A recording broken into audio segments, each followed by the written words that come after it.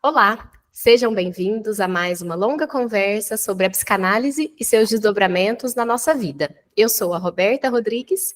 Eu sou a Carolina Martins e o episódio de hoje é: por que é tão difícil aceitar a adolescência?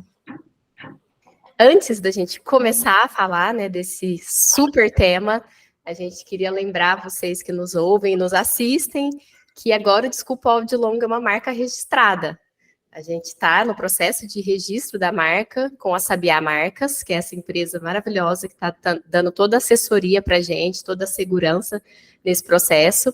Então, lembrando, quem também tem interesse em ter sua marca registrada, seja para uma empresa, para o consultório, tem todas essas possibilidades que às vezes a gente nem sabe. A Sabiá Marcas sabe muito, assim, explicar isso para a gente, deixar a gente confortável e seguro nesse processo. Vocês podem usar o cupom, Desculpa o Áudio Longo, Sabiá10, e vocês têm 10% de desconto nesse processo também. A gente reforça que a gente não costuma indicar nada aqui que a gente não tenha conhecimento, que a gente não tenha, contato, e que a gente não aprove de certa forma, que a gente não ache que seja muito bacana e tudo mais. Isso vale tanto para as indicações da Caixa de Pandora, para as coisas que a gente cita no episódio, quanto para as coisas que a gente possa, indicar enquanto parceria. E essa é uma parceria que a gente está muito feliz de estar dando certo. Então fica o convite para vocês também conhecerem. Bora para o episódio? Bora. A noção de infância como período de particularidades próprias e direitos e deveres diferentes da idade adulta é recente na história, imagina o termo adolescência. Para muitos que tiveram o direito à infância e principalmente à adolescência negados, fica difícil compreender que esta é uma fase importante e que carrega em si conflitos e potencialidades fundamentais para a constituição do indivíduo. Isso é nítido quando atendemos ou conversamos com pais que se referem à adolescência como aborrecência, ou mesmo quando ficam assombrados com o filho se aproximando dessa fase da vida. Parece que todas as defesas já são acionadas a fim de prepará-los para o pior. Que é uma fase de intensa turbulência, não podemos negar. O próprio termo adolescência, na sua origem latina, significa crescer, o que sabemos que é uma tarefa extenuante. Mas se desde que nascemos estamos sempre crescendo, qual é o crescimento próprio dessa fase que tanto assusta? A adolescência, além de ser uma fase de maturação corporal, sexual, também é uma fase de amadurecimento psicológico e social. É marcada por um aumento da capacidade de pensamento abstrato e raciocínio lógico. Mas isso não quer dizer que esse desenvolvimento dê conta de todo o trabalho interno necessário para acomodar as novas aquisições e fazer o luto das que não são mais necessárias. É viver em um eterno gerúndio, pois o adolescente está no devir, está constituindo uma nova identidade que, sim, nunca tem fim, mas que urge por iniciar-se. Os pelos não pedem licença, eles começam a nascer. Os órgãos sexuais aumentam de tamanho e trazem sensações, ora prazerosas, ora estranhas. A voz muda, os desejos mudam. Seus heróis passam a ser quem agora os envergonha em público, mas para quem ainda querem recorrer. Mas será que ainda é desejável? Não é ser infantil? Precisará dar conta de tudo sozinho? E os amigos o aceitarão como são, assim como os familiares o aceitavam? São tantas modificações que estranho seria o adolescente não demonstrar confusão, dúvida, angústia e crises de choro, gritos. Será esse o motivo do temor dos pais? Ter que encarar essas emoções não só nos filhos, mas também em si mesmos? Os adolescentes escancaram o que queremos reprimir? E para nos ajudar a conversar sobre esse tema que, pasmem, é a primeira vez em 4 temporadas que nós nos propomos a conversar, temos a presença de uma pessoa que se dispôs com muita generosidade a pensar com a gente. Maria Luísa, no tempo de um áudio, conta pra gente. Quem é você? Bom dia a todas. Então, eu sou Maria Luísa Soares Ferreira Borges, eu sou psicóloga e sou psicanalista, Sou membro associado da Sociedade Brasileira de Psicanálise de Ribeirão Preto, na qual fiz a minha formação, e continuo fazendo na medida que participo, né? A nossa formação é continuada, né? Na vida, nos cursos, nos eventos, nos seminários. Sou membro também, membro cofundador do Núcleo de Psicanálise de Uberlândia e Região, membro do Centro de Estudos Psicanalíticos de Uberlândia, no qual eu tenho um projeto que é o Laboratório de Investigação Psicanalítica da Adolescência, um projeto que eu criei em 2018 para estudar e investigar a temática da adolescência nos seus mais variados fenômenos. É um grupo que estuda, produz artigos, textos, né? Nós temos um artigo publicado na Vergasse, desse laboratório da temática da adolescência, e estamos com um próximo artigo para ser publicado, né? Então é uma alegria poder estar aqui com vocês, conversando dessa temática que muito me intriga, muito me estimula a pensar, e da qual eu dedico um tempo para estudo, para observação, para o trabalho do consultório, né?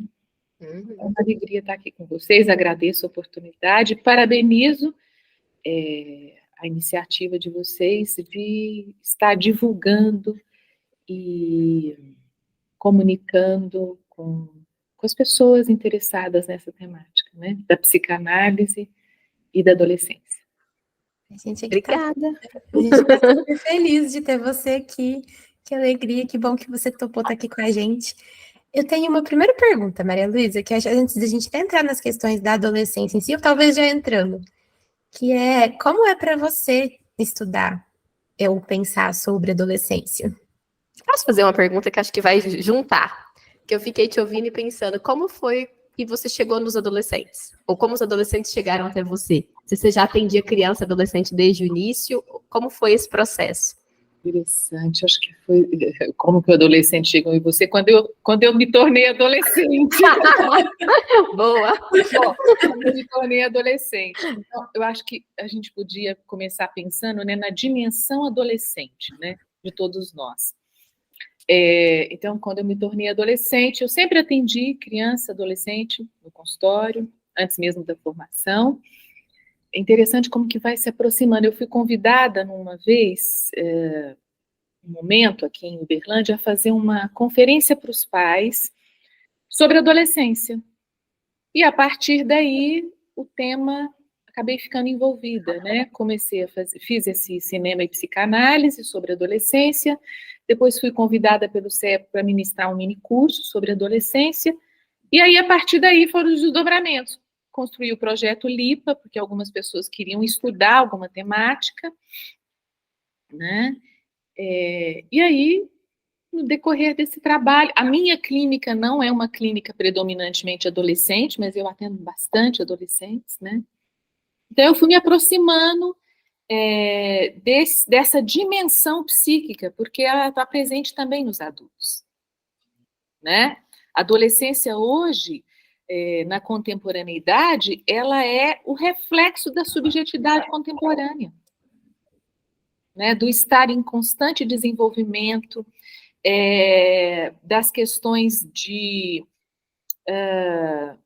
identitárias, né? De uma identidade em trânsito, mutação, é o reflexo da nossa cultura.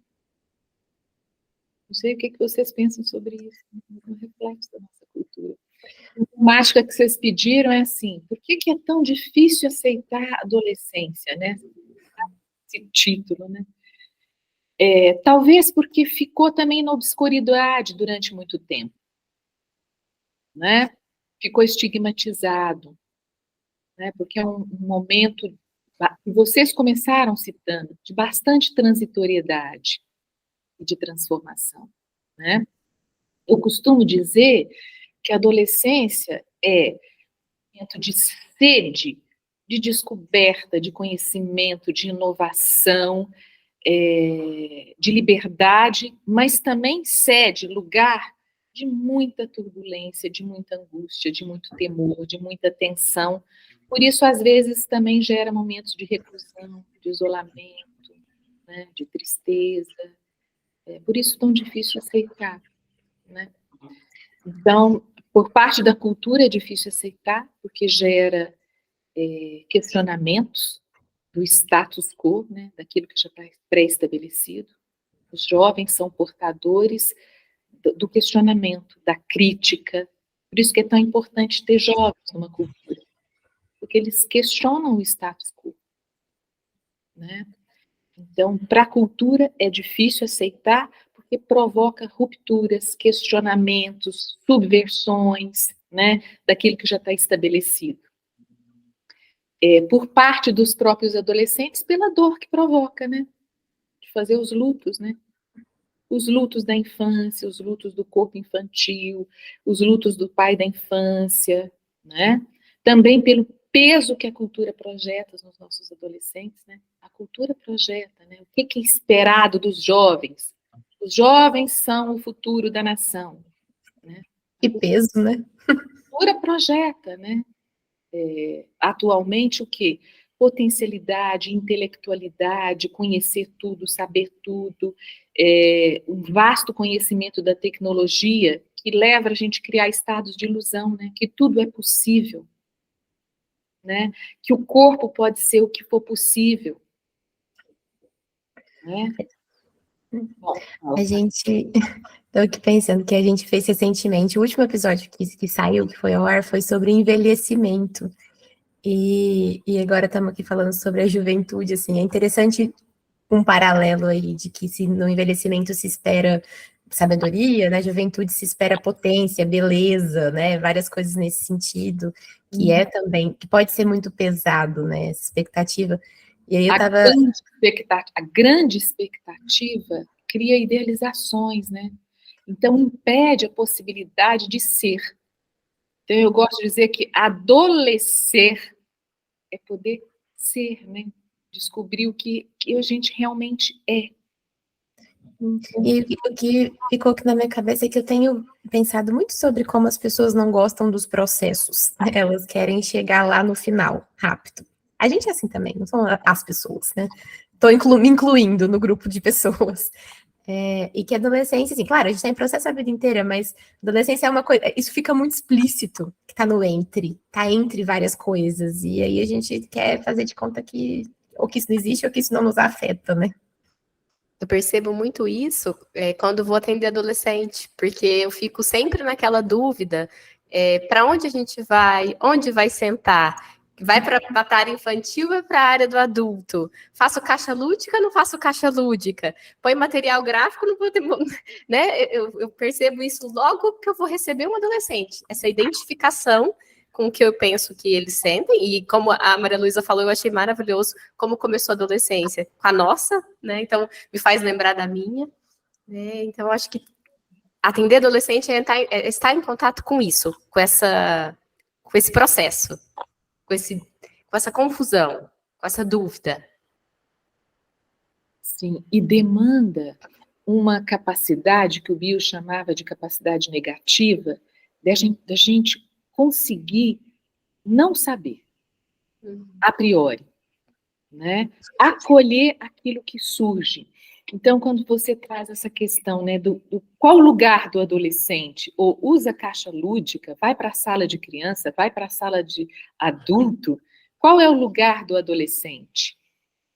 Então, isso me fez refletir numa questão, né? Por que a Melanie Klein criou a caixa lúdica, né? A técnica do brincar? Ela criou para ter uma ferramenta, um instrumental de comunicação, porque o infante não fala, né? Infante é aquele que não tem fala. Então, o brincar para Klein tinha uma dimensão, e o jogo, de instrumentalizar uma comunicação. Então, qual que é a nossa função ao atender um adolescente? Que instrumentos psíquicos, né? Qual que é a caixa de ferramenta que o psicanalista ou o analista precisa para atender adolescente? Primeiramente, a mente dele. Por isso que vocês me perguntaram como que eu comecei a estudar adolescência, a partir da minha experiência de adolescente que eu fui, né? E aí a gente se analisa, vai para análise, trabalha isso e começa, né, a entrar em contato com dimensões psíquicas nossas, né, e dos nossos analisandos. Mas voltando à questão de que instrumentos que a gente precisa, além do setting externo, que é a sala de análise, mas o setting interno, né? Que escuta eu posso fazer que não seja moralizadora, que não seja com excessos de teoria, porque às vezes a teoria impede de escutar aquilo que está se passando, né? Então, uma escuta que não moralize, uma escuta que não ocupe um lugar de idealização, uma escuta que consiga compreender a busca de sentido que o adolescente traz através dos silêncios, da forma de se vestir, né? O que eles vão trazer para a comunicação? Às vezes eles já trazem para a gente os jogos, através dos celulares, da comunicação que eles nos trazem, que eles vivem na cena da escola, na dinâmica familiar, tudo isso já é instrumento de comunicação, né? Mas, às vezes, é necessário a gente ter, no setting externo, algum material lúdico, papel, algum jogo, né? Por quê? Porque alguns adolescentes com ainda uma dificuldade maior de simbolização ou de uma narrativa, eles podem utilizar outra forma de narrativa, a narrativa do jogo. Então, às vezes até para facilitar a aproximação, o contato, a intimidade, né? Eu vejo que às vezes tem adolescentes que eu vejo que ficam com muito medo da aproximação, e aí o jogo fica ali entre a gente, às vezes nem joga, mas fica ali e aquilo dá uma calma. Como um objeto transicional, né? Quer dizer, aquilo que ajuda a fazer a passagem do contato, né? Às vezes adolescentes que levam um copo d'água antes de começar, tem todo um cerimonial. Então, levam um copo d'água, precisam levar alguma coisa para poder fazer o tempo dele, né? O tempo do adolescente, isso serve para várias dimensões da mente, né? O tempo do paciente, mas o tempo do adolescente. Então, cabe do analista e do psicoterapeuta observar se esse adolescente está muito mais numa dimensão infantil, né? Sem narrativa, que não consegue narrar. Então, às vezes, a gente precisa de um instrumental lúdico, jogos, né? Mas eu acredito, e muito baseada no que o Antonino Ferro traz para a gente, da capacidade do paciente de melhor colega. Deles nos trazerem, através da narrativa deles, seja ela narrativa verbal, corporal, dos silêncios, personagens que corporificam uma dinâmica emocional. Eles trazem através dos próprios personagens. Então, quando eles estão falando dos colegas, dos pais, de um acontecimento social, de uma dinâmica que aconteceu num clube, num barzinho, eles estão trazendo, através dessa narrativa, uma carga emocional ainda não elaborada e que demanda do analista um diálogo franco, um diálogo de desconstrução, porque às vezes vem muito concreto, né? Um diálogo de desconstrução dos sentidos que aquilo tem. Então, essa é a nossa ferramenta de trabalho, né? A narrativa que o próprio paciente nos traz, cada um com a sua singularidade. E se o analista está um pouco mais tranquilo, às vezes ele consegue entender isso que você está falando, né? Porque eu acho que no atendimento de criança, isso é muito presente também, né? Da gente falar assim, mas eu estou só brincando. Se você está mais tranquilo, você consegue ver que aquela brincadeira é tudo, né? Assim, já está tudo ali. E o adolescente também, eu vejo que às vezes é uma contação de causos, de histórias, como você está contando, e que muitas vezes não cabe, né? A gente também ficar interpretando como a gente interpretaria um adulto. Talvez o trabalho de interpretação, de codificação, de entendimento fica na nossa cabeça, né? Até que o adolescente consiga também chegar nesse lugar, né? Mas eu fico pensando que isso que você está falando é muito importante. Eu lembro que uma vez uma supervisora me falou isso, assim, nem era de um adolescente propriamente dito, mas era de uma paciente adulta com funcionamento, se a gente for pensar nesse sentido, nesse aspecto adolescente, porque ela só contava coisas de fora, assim, parecia que ela não estava se colocando. E aí eu lembro que a supervisora falou, ouve como se fosse um sonho. Sim. Tudo que ela está contando é dela. Sim, essa é uma dica técnica do bio, né? A gente escutar como um sonho, porque tem uma relação, a narrativa implica questões inconscientes que estão aparecendo. Então, é diferente a noção do inconsciente, que você tem que ir lá cavucar para descobrir. Ele está a céu aberto. Ele está se mostrando através dessa narrativa, desse diálogo, né? Agora, demanda uma condição nossa de compreender esses sentidos, né? No campo relacional da dupla lá, do paciente e do analista. Por que ele está contando isso naquele dia com esse clima emocional? De tensão, de descoberta, de desafio, ou nos colocando no lugar de suposto saber, que nós vamos dar dica. O que você pensa sobre isso? Como é que faz? Né? Que a gente entra em saias justas, né? Assim, como nós fôssemos o oráculo, né? Que nós vamos dar a resposta. Ou como o companheiro do dia a dia, o confidente, né? O analista confidente. Então, tem áreas de segredo que os adolescentes nos revelam. E implica uma conduta ética, né? Quando que nós vamos falar com os pais? Quando nós vamos manter aquela área de segredo conosco, né? O quanto o trabalho com o adolescente é desafiador, né? Quando há condutas de risco, quando a gente deve chamar os pais, quando não deve chamar os pais, né? Porque isso implica na relação de confiança do paciente conosco, né?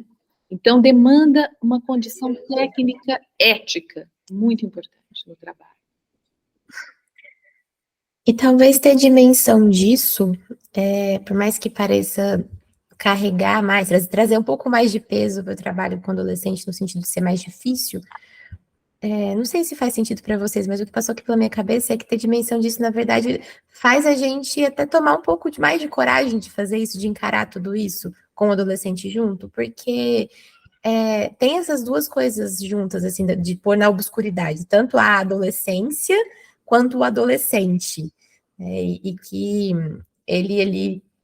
o adolescente ali com a gente, né, na sala, seja na poltrona, seja no divã, seja na mesinha infantil, ele está sendo ali, bom, ele está tendo a condição, né, está tendo a possibilidade de ser muito ele mesmo, com todas essas coisas em aberto.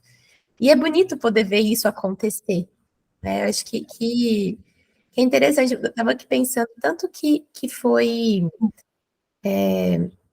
que a própria adolescência foi excluída de uma coisa da minha formação que tinha nome de adolescência. O que eu quero contar para vocês? Eu fiz a residência multiprofissional, e a residência que eu fiz, ela era separada, né, os grupinhos de residentes por ciclos de vida.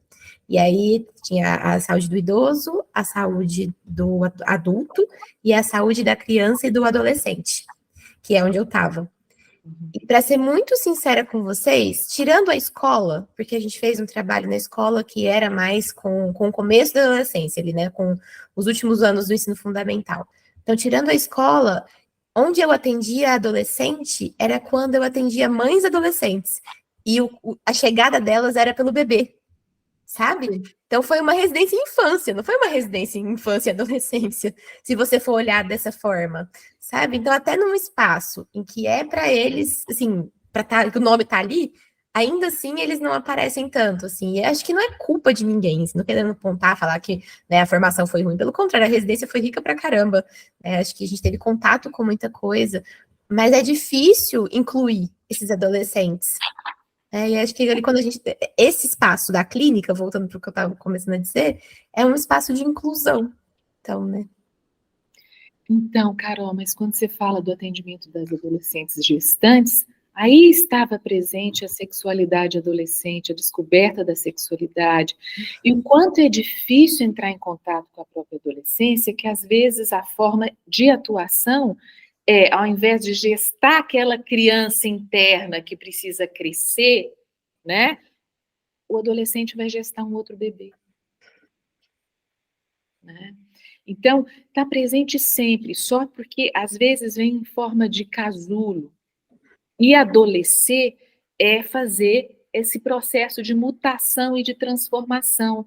A transformação é perder esse invólucro de proteção. Por isso que é tão doloroso quando se perde invólucro de proteção. A tendência é você ou regredir, retomar aspectos da infância, né? De querer a proteção, de não querer sair de casa, da dificuldade de estabelecer vínculos, né? Ou fazer um jump rápido, né? Já sei de tudo, não preciso de ninguém, né? Já tenho autonomia.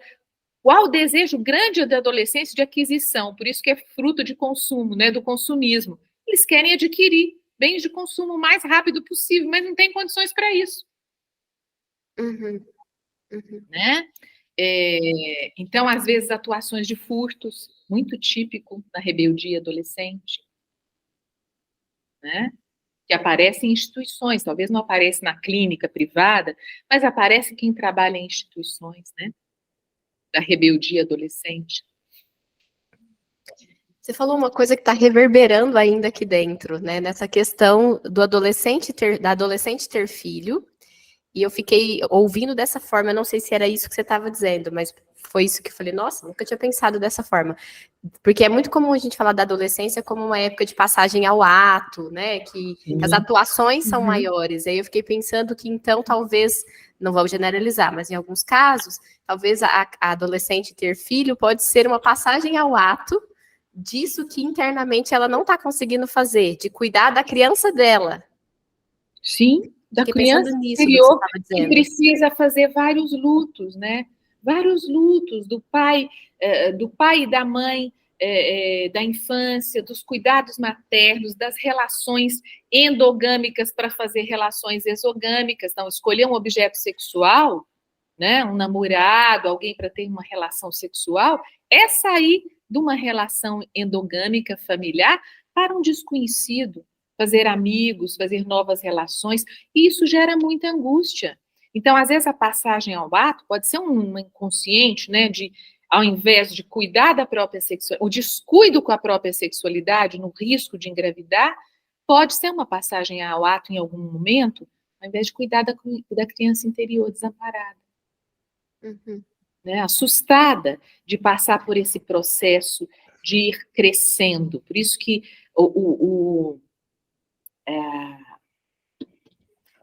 a origem da palavra, né, o prefixo da palavra adolescere, adolescendo e adultecer é comum.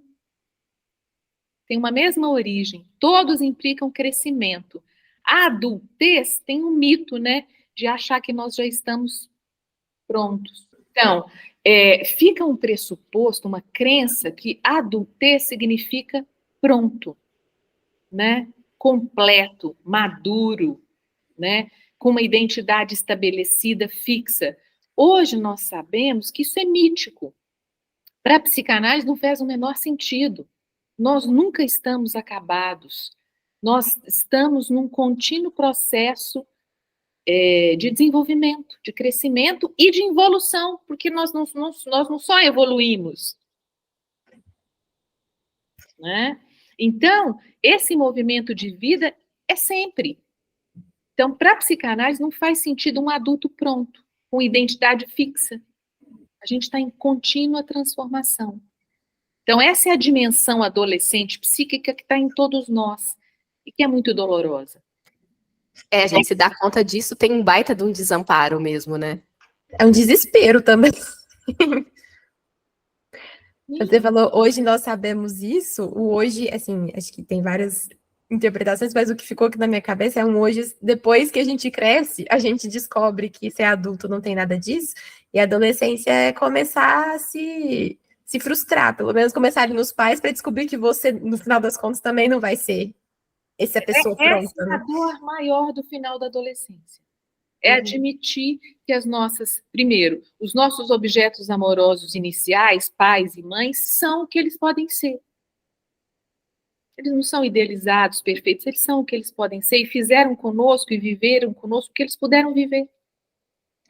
Né? E que as nossas relações amorosas, os nossos vínculos também vão ser frutos das nossas relações, das nossas condições.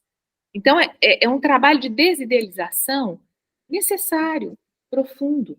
Então, será que é só o adolescente que passa? Quer dizer, a adolescência passa. A doutor fala, ó, é um ritual de passagem, vai passar, né? Mas o nosso processo de desenvolvimento, ele é contínuo enquanto a gente estiver vivo. Então, às vezes, num paciente adulto, pode ter uma dimensão adolescente relacionada a estabelecer vínculos amorosos, né? Identidade profissional, né? Vocês comentaram, né, Carol, você estava comentando de estudar adolescência, o tanto que ficou encoberto mesmo, porque era, para a psicanálise, era um lugar mais difícil, é um lugar menor. Psicanálise de criança e adolescente, durante um tempo, ficou ocupando um lugar menor, né? Até hoje ainda tem bastante preconceito relativo a isso, mas veja, o próprio Freud, quando começou o trabalho com as histéricas lá, quais eram as idades dela? Elizabeth tinha 22 anos. O Homem dos Ratos, me parece que tinha em torno de 25, Homem dos Lobos, 20. A Catarina tinha 18 anos. Os primeiros pacientes do Freud, hoje se enquadrariam dentro do espectro adolescente. E tem esse vértice da cultura, né? Como é que a gente se define? É uma idade definida? 14 a 18 anos, a François Doutor determina entre 14 a 18 anos. Será que a gente fecha nessa idade? Né? Se terminar a adolescência estabelecer relações exogâmicas, ter uma identidade profissional, conseguir se manter financeiramente pela cultura, entendida. Ai, ai. Né? Então, não é para fechar a questão, é para a gente expandi-la. E é tão comum, né, assim, principalmente os mais conservadores, olhar para essa questão e criticar, né, por exemplo, o fato dos filhos estarem ficando na casa dos pais por mais tempo, como uma recusa ao crescimento, aí eu estou falando até de um jeito bonito, né, porque eu acho que talvez as pessoas que criticam duramente dizem que é uma folga, né, enfim. Isso é muito contemporâneo. Sim, por isso que eu falei, a subjetivação contemporânea é o reflexo da adolescência. Uhum. Né? O mito da eterna juventude, a negação do tempo. A negação do tempo. O tempo passa para todos nós. Né? Então, se você quer negar o tempo, nas mudanças corporais, né? E nas escolhas que você está trazendo de voltar para a casa dos pais, é a dificuldade de elaborar relações exogâmicas fora da casa dos pais. Uhum. Né? Então, o retorno, a gente não pode ser moralista e dizer qual é o retorno. Em termos psíquicos, nós não sabemos, caberia uma investigação. Né? Porque tem áreas que ainda não puderam ser elaboradas e serem desenvolvidas. É provável, né? Então, tem a dimensão adulta, mas pode ser que tenha uma dimensão adolescente ou criança que ainda não foi desenvolvida, elaborada, processada, né?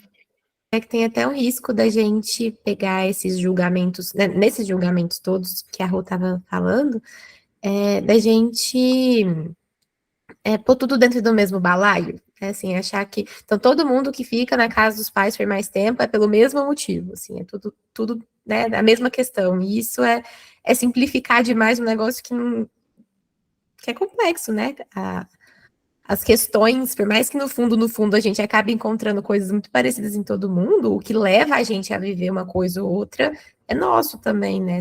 Tem as particularidades. Sim. A escuta psicanalítica trabalha com um objeto complexo. Então, veja, a complexidade das relações humanas, né, e do humano. Então, a gente precisa respeitar as singularidades, né, e as complexidades. Por isso que o trabalho da psicanálise é de investigação e de escuta, de expansão. Não é de dar respostas. Sim.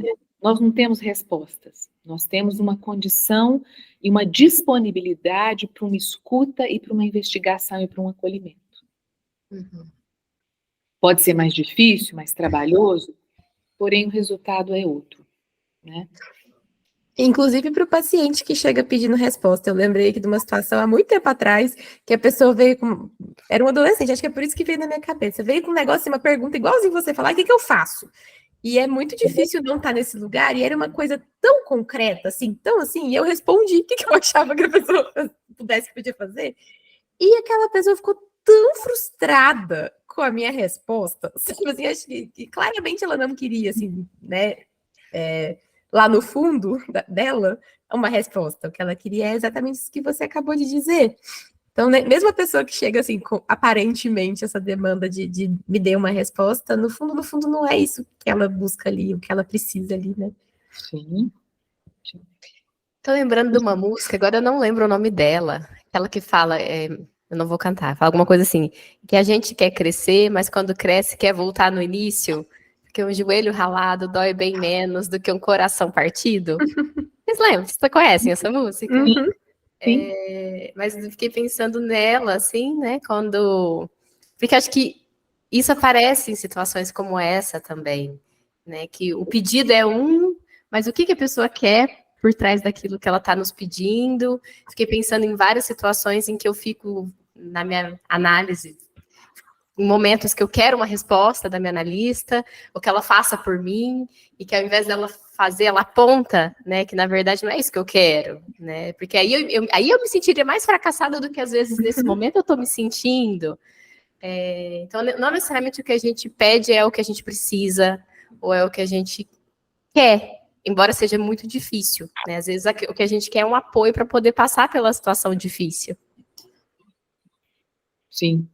Uma companhia verdadeira, né? Um clima emocional de escuta e de acolhimento, sem moralizar e sem teoria pré-estabelecida, né? Mas é interessante que você está trazendo essa questão que o adolescente ou o próprio paciente, mas quer nos colocar num lugar, né? Esse é o aspecto da transferência, né?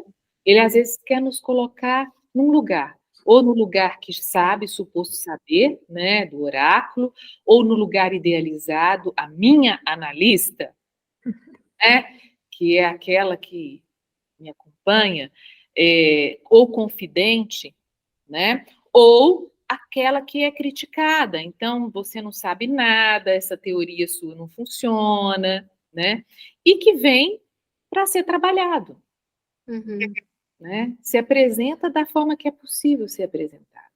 Então, a função da análise não é não frustrar o paciente, e nem de frustrá-lo, mas é de acompanhar, né, o fluxo daquilo que está vindo, e às vezes é desconstruir questões concretas, né, porque às vezes o adolescente traz uma concretude, que isso já está pronto, isso já aconteceu, é assim, é assado, eu já sei. Isso é uma das irreverências adolescentes, né? Ao invés de admitir a grande dificuldade do desconhecido, do não saber, aparece em forma de arrogância.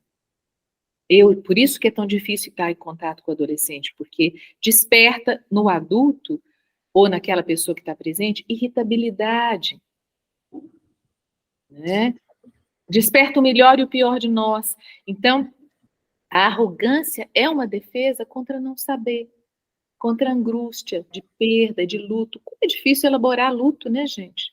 Elaborar perdas, né? É processual, é perder o invólucro. Por isso, quando se fala que a adolescência é passagem, é processo de mutação, é bonito isso, né? Porque transição tem o sentido de movimento, de trânsito, né? Não é parado. E trânsito não é só desenvolvimentista, a gente evolui e involui, né? Transformação, a palavra transformação contém trânsito, forma, então é um momento de ajudar o adolescente a dar forma, e ação. Não é para ir para o ato, para o acting, mas para ter ação é preciso passar primeiro para o pensamento. E às vezes, no momento adolescente, a gente quer ir direto para o ato. Porque é mais difícil passar por uma mentalização, por um pensamento.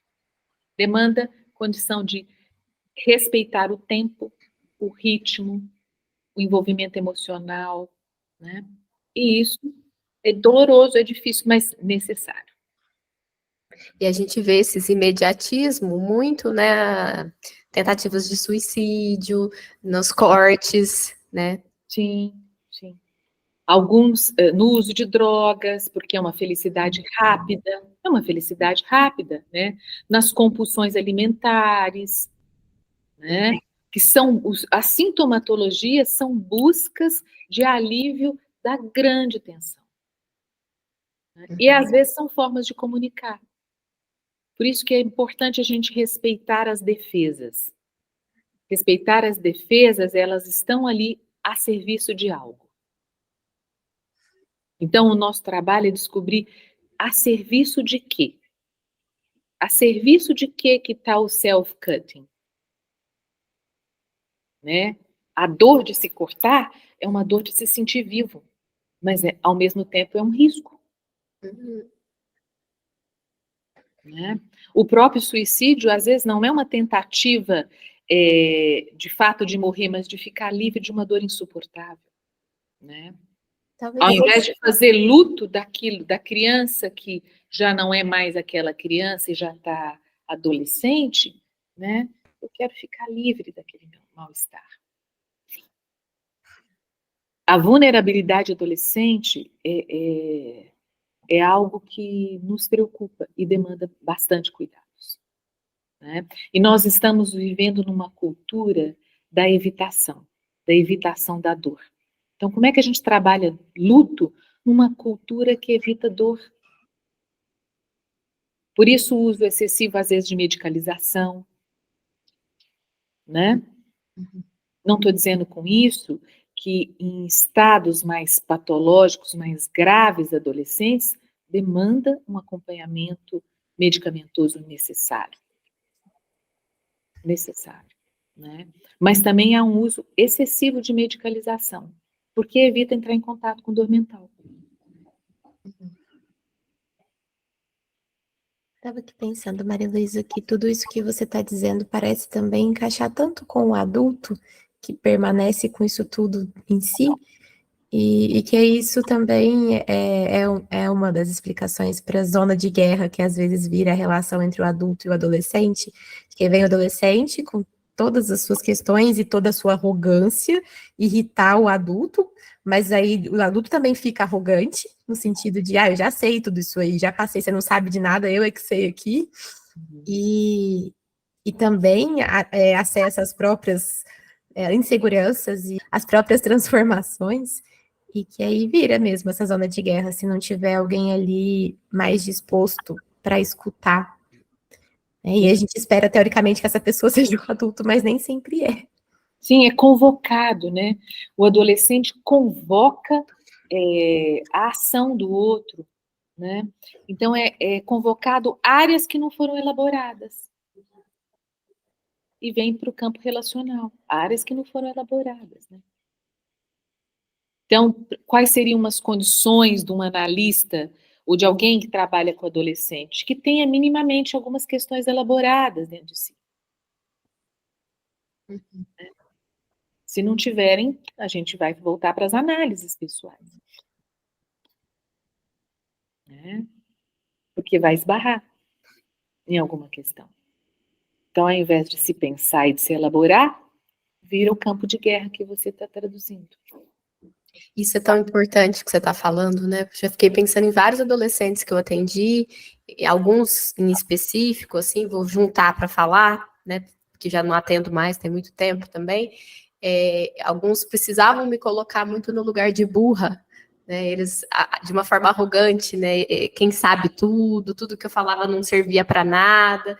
E o quanto que eu demorei tempos com alguns desses, porque eu não queria ser burra.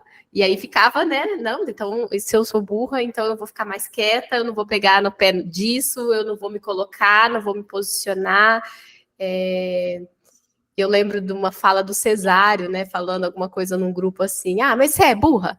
Você acha que você é burra? Porque isso não é seu. Você tá achando que você é burra? Porque acho que é isso que você está dizendo. Leva para sua análise, né? Vai pensar. Porque o paciente está precisando te colocar nesse lugar. Por que você está aceitando e ficando com isso? Né? E aí acho que a gente precisa pensar na nossa análise. Sim, e tem um mecanismo importante que você está trazendo, que é o mecanismo de projeção, né, de identificação projetiva, que o adolescente projeta em nós esse aspecto da burrice ou do não saber, né? E qual o problema de nós não sabermos? Né? Claro que no nosso trabalho analítico, a nossa condição é de não saber, nós estamos ali pesquisando juntos. Né? E só isso vai ajudar o paciente a manter o trabalho de investigação, que não é pouca coisa. Por exemplo, lembrá-lo que ele tem o direito de interromper quando ele quiser. E há muitas interrupções nos adolescentes. Eles questionam os horários, eles querem que a gente, às vezes, tenha uma disponibilidade ilimitada, né? Muda o horário sempre. Então, mostrar os limites, mas mostrar também que nós não sabemos tudo, nós estamos ali com a condição de descobrir juntos. Então, admitir que ele pode interromper quando ele puder, admitir que nós não sabemos, né? Então, essa é uma simetria, no sentido que estamos os dois ali tentando pesquisar e compreender alguma coisa, e uma simetria, assimetria, no sentido que a nossa parte um pouco mais elaborada está ali na condição de ajudá-la a pensar algumas coisas. Mas não no lugar de suposto saber, não de técnico, não de teórico, porque também vira um trabalho psicanalítico que pode ser uma maquiagem. Aprender conceitos psicanalíticos, aprender teoria psicanalítica e não aprender sobre si mesmo. E não transforma. Não há transformação. Aí é uma pseudo-adultez, que é muito comum na adolescência. Que é uma defesa contra não saber, uma defesa contra a dor do processo, né, de amadurecer, de perder a própria proteção, né? E eu acho que a gente tem que tomar mais cuidado com esse tipo de adolescente, porque esse é fácil da gente achar que tá tão bom, tá fluindo, tá tudo certo, tá entendendo, tá crescendo. Pseudo-maturidade, pseudo-adultez, que a gente vê presente em muitos adultos também. Ou até em nós mesmos, em algumas dimensões pseudo-maduras. E que, se não forem elaboradas, podem ser alvo de projeção dos adolescentes quando buscam o atendimento conosco. Talvez, no final das contas, o que precise ficar para qualquer pessoa que conviva com adolescentes, seja, né, analistas, outros profissionais da saúde, pais, professores e companhia limitada, seja que tá em contato com ele, é lembrar que a gente não está pronto também. Tem um pensamento do Winnicott bonito sobre a adolescência. Ver se eu acho aqui para... Enquanto você procura, Maria Luísa, você foi falando coisas tão bonitas no episódio, em vários momentos eu pensei, nossa, essa dá uma bela frase, uma bela parte, porque o que a gente faz? A gente vai colocando lá no Instagram, né, no nosso Instagram, @desculpa o áudio longo, para as pessoas, trechos, né, da gravação, frases que se destacam, né, então, retomando aqui para as pessoas que, quem está nos ouvindo também tem o nosso Instagram, pode acompanhar lá pelo @desculpa o áudio longo, e a gente queria também contar que a gente está muito feliz, porque a gente alcançou a metade da nossa meta lá do Catarse, que é nosso financiamento coletivo, que mantém aqui o Desculpa o Áudio Longo. Então, nós temos apoiadores. E aí, a gente tem uma meta, e a gente chegou na metade dessa meta. Então, a gente queria agradecer muito a todos que estão nos apoiando. Para quem não sabe, o financiamento coletivo tem sites, né, em que a gente monta um projeto em que as pessoas que acreditam nesse projeto apoiam financeiramente, não só financeiramente, mas principalmente financeiramente, para que o projeto continue acontecendo. Então, para que a gente tenha material, né, para que a gente tenha recurso mesmo para a coisa continuar tendo qualidade. E aí atingir essa porcentagem, essa metade foi um alcance bem feliz para nós. Sim. Para quem não sabe, lá tem várias recompensas, né? Então tem Tagarela Premium, apoiador, patrocinadores e investidores. Cada categoria dessa tem um tipo de recompensa específica, então é só entrar lá no catarse.me/desculpa o áudio longo, www no começo, né? Não falei? Que vocês conseguem ver certinho como que vocês podem apoiar, com que valor que faz sentido para vocês. A gente vai deixar aí na descrição também do episódio, caso alguém queira clicar aí no link direto também. Eu acho que a gente pode ir para a caixa de Pandora. O que vocês acham? Já estamos até falando de indicação. Então, o que você tem pra gente hoje, Maria Luísa, de indicações? Então, eu pensei várias coisas, mas a gente tem que ser seletivo, né? Então, não é? Primeiro eu queria falar para vocês de um filme, eu acho até que está na Netflix, que chama Aos 13, talvez seja mais comum para todos, mas é um filme de 2003, da Catherine Hardwicke. Ele conta a história de uma adolescente, e eu acho que ele vai relatando todo o processo da adolescência. A Tracy é uma adolescente que está vivendo o luto do corpo infantil, né?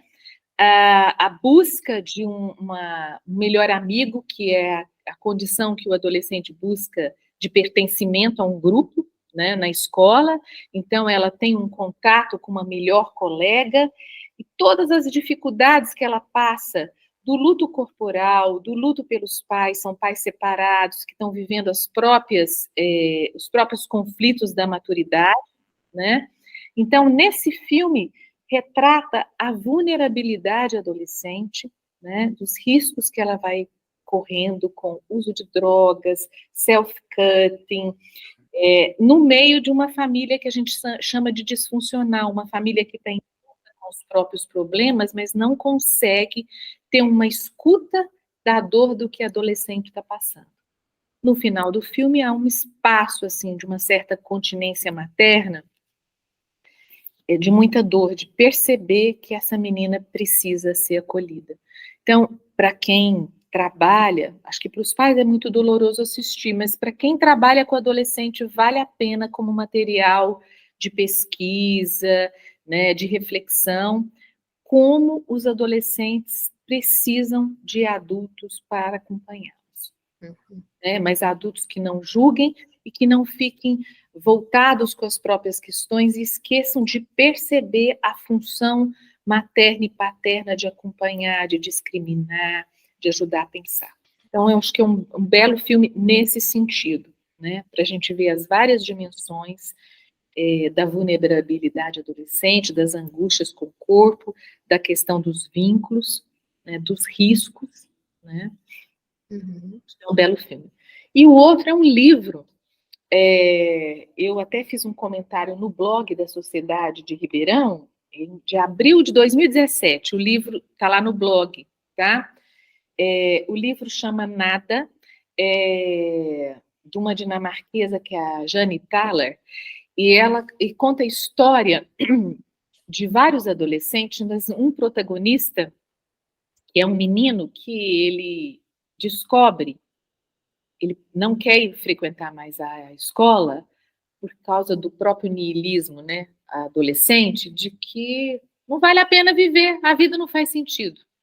E para isso ele para de frequentar a escola, porque nada faz sentido. Então ele usa esse slogan de que nada faz sentido. A partir daí, o grupo de colegas fica tão intrigado com isso e tenta fazer uma pilha de objetos que dão sentido à vida deles. Só que manifesta como os adolescentes às vezes são concretos, porque os objetos são concretos. Eles não conseguem ainda simbolizar. Mas no livro vai mostrando assim as vicissitudes, né, dessa tentativa de dar sentido para a vida e para o amigo. Né? E mostra quanto às vezes os adolescentes são concretos. Né? Também é um material. Na época, o livro foi proibido porque mostrava essa dinâmica tão conflitante dos adolescentes, né? Mas é um livro rico para a gente pensar essa questão da concretude e da vulnerabilidade adolescente. Acho que é um material para estudo. Né? Como chama o livro? Chama Nada. E a autora? A autora é Jane Thaler. Depois, se vocês quiserem consultar os meus comentários, está no blog da Sociedade de Ribeirão Preto, em abril de 2017. Esse com certeza a gente vai mandar aí como anexo na newsletter dos apoiadores. Tem um comentário, isso. que eu queria falar para vocês. Queria também divulgar, não sei se eu poderia divulgar, o grupo de estudos que começou essa semana, um grupo de estudos que eu estou ministrando dentro do Núcleo de Psicanálise de Uberlândia, que chama Adolescendo, Contribuições da Psicanálise à Clínica Adolescente, tá? Nós ainda temos vagas, ele está acontecendo quinzenalmente, às quintas-feiras, das 19h45 às 21h15. Ótimo.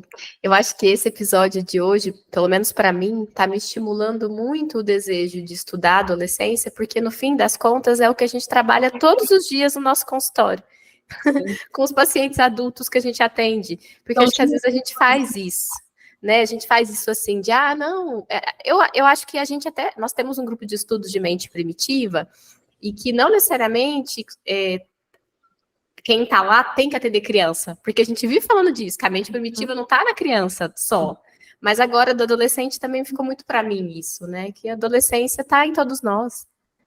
Sem dúvida. Como dimensão psíquica, né? Exato. Obrigada. E você, Carol, o que você tem? Eu queria indicar 3 livros. Um é As Vantagens de Ser Invisível, do Gente Fugiu. O nome do autor. Inclusive tem um filme. Tem. Tem. E é uma das melhores adaptações desses de livro, né, para o cinema, porque, assim, lógico que tem coisas que ficam de fora, eu acho que tem uma coisa super importante no livro que não tá no filme, mas em termos, assim, de manter a essência da adaptação, eu acho que tá lá. É bem legal o filme. O autor chama Stephen? Eu não sei falar o nome dele. Stephen Chbosky. Algo do tipo. Né? Peço perdão ao autor, imagino que ele não vá escutar o podcast, até por ser em português, mas é Stephen Chbosky, uma coisa assim. As Vantagens de Ser Invisível é um livro lindíssimo que retrata a adolescência. Eu queria indicar também o livro da Helena Ferrante, A Vida Mentirosa dos Adultos. Roubou, eu ia falar também. E as vantagens de falar primeiro, então. E eu queria também indicar um livro que marcou a minha adolescência, sabe? Que também é passar pela adolescência, acompanhar num certo sentido, no adolescentezinho, que é o Harry Potter. Que, por mais que seja, né, na literatura infanto-juvenil, e mais infanto-juvenil, talvez, do que As Vantagens de Ser Invisível, é bonito ver, né, a autora retratando ali o crescimento dos personagens principais, enfim, fica aí uma indicação afetiva. E você, Rô? Eu pensei em vários livros, né, hoje, assim, eu tinha colocado no nosso roteiro só um, mas eu fiquei pensando em livros que a gente acompanha uma adolescente contando a história. E aí me veio vários.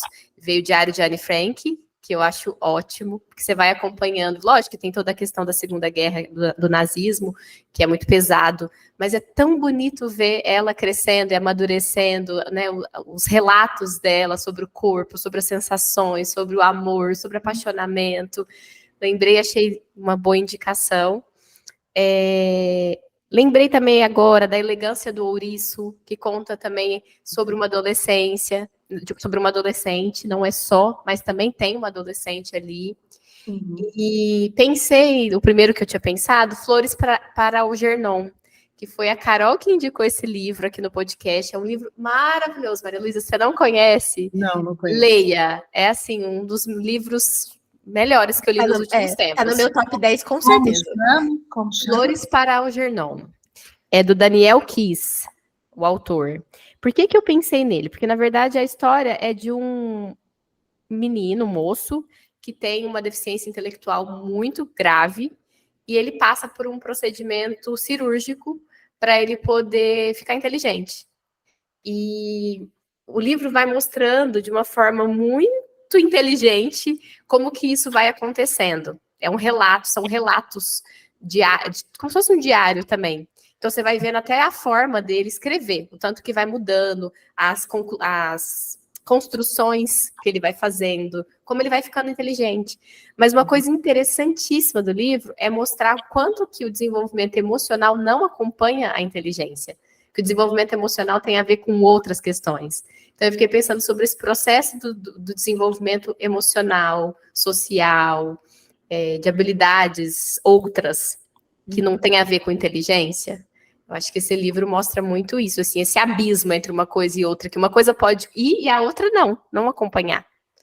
Maravilhoso.